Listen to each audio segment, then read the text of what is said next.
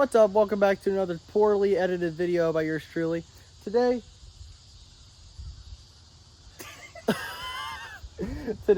we are putting in a coolant temp sensor.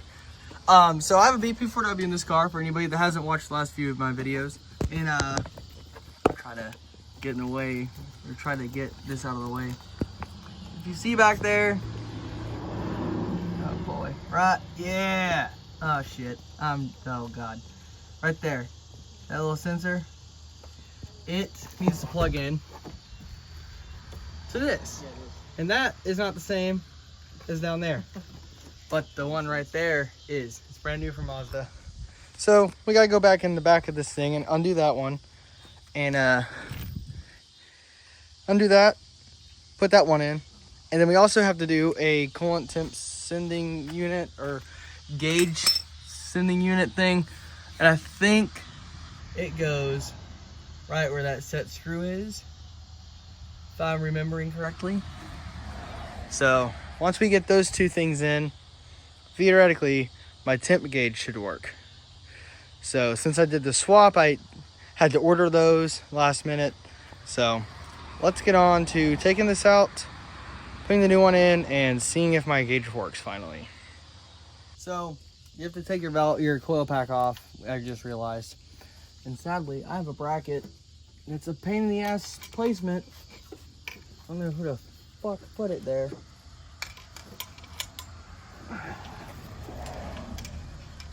Dude, I can't even get to that son of a bitch. You gotta be kidding me. You got it in there, you can get it out. I know. I don't know how the hell I got it in there. Back in.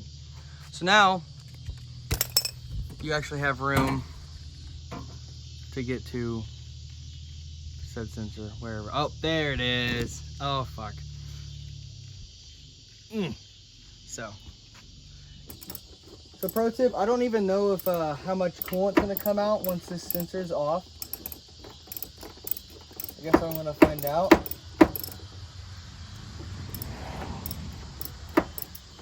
I don't know how many threads are on this. We're just gonna... This fucking hose is really getting on my nerves. Oh, is it loose enough where I can? It is. So once you get it off, it will actually, here's the old one, come with the washer on it. I would recommend replacing the washer. It's like $2. So this is an NB one, this is the NA one. So put it back on. You rinse and repeat pretty much. So you just thread it back on all the way, or as far as you can hand tight. And then take your socket and, you know, do the normal ordeal. So I'm gonna get this tightened up, and then we're gonna go on to the other side for the actual gauge unit. So to install it, we put Teflon tape on it, but we also put it in the socket because I've found that the socket was having problems with getting on it once it was already in the motor. So we're gonna go ahead and put it on. Put it on. I have a coolant reroute, so this could be very inaccurate for others, but I don't know. Couldn't tell you. I have never done one of these on a car that doesn't have a coolant reroute. This is my first time doing it anyway, so lovely. Have to pull it out a little bit so it actually threads. Won't work. Fuck. God damn it. So, as you guys saw in the last clip, we thought that it was not going to be able to thread into the head or to the back of the coolant reroute, or the side of the coolant reroute, my bad, with the socket. So we took the socket off and did it where it just drove the first thread and then put the socket back on. So now, I'm going to take my extension and my wrench and pop it back on. Yeah, I'm trying to zoom in on that. It's kind of hard because we have the tripod. If you look at the very top down in this way, you can see it pretty much perfect. Possibly. Well, here, let me... The hand's right here. So right there is the socket. It's hard to see with the camera, but when you're actually looking with your face, you can see it pretty easy. So this hose isn't really, oh, okay, well, phone's all weird. There it is. You can see it just like that. Easy to see. All right, so that side is done. Now we're going to be installing this fuel, or not fuel, the coolant temp gauge reader thing. I don't even know what the hell you call this. It's not a temp sensor, it's a temp sender. Or oh, here we go. Oh yeah. Heat gauge unit. That's what they call it. So it is right where that little black circle is, thingy, whatever. So I don't really know how to get that off. So I'm gonna YouTube it. And then I'm gonna tell you guys how I'm getting it off. Sound like a good idea? Sure.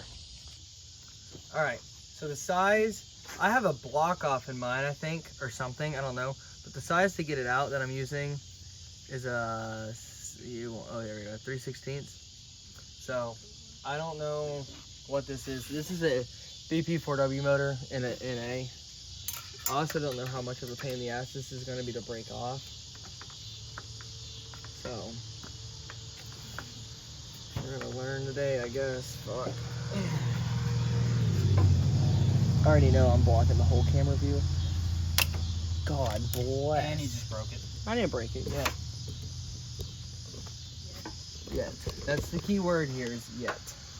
I don't know how much whatever is put on this shit, like Teflon tape or whatever, but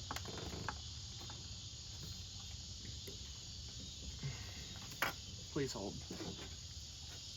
So he just lost 2 sockets in the fender. Well, at least we got the sensor in there. It's probably still leaking because it's not nearly at all tight, so. Alright, I gotta run inside and grab my key. Please hold. Alright, so when we dropped it, it fell into this crevice, slipped into my fender. So I turned my wheel, see if you can grab it. Oh. Almost lost it. Uh-oh. Yes! That was the most 53 seconds of chaos of my life, dude. Having coolant go all over your car. I gotta get this shit squared away. Oh, here. Dude, fuck that thing. Okay. We got it. Let's, where the hell? Oh. Yeah, you like threw everything everywhere. Dude. That shit was so chaotic. It barely started, so you could probably just hand throw it the rest of the way in or something.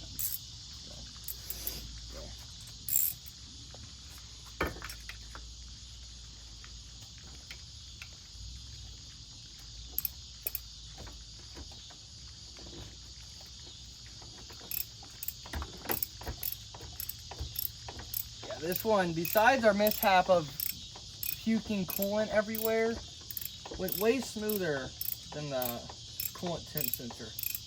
Let me tell you, that was a fucking bitch. And I don't think it would be this hard if you don't have a block off. If you had like the old sensor or sending unit sensor or whatever the hell this thing is, and you actually just had to take it out. It was just a, I think it was a 12 millimeter or a half.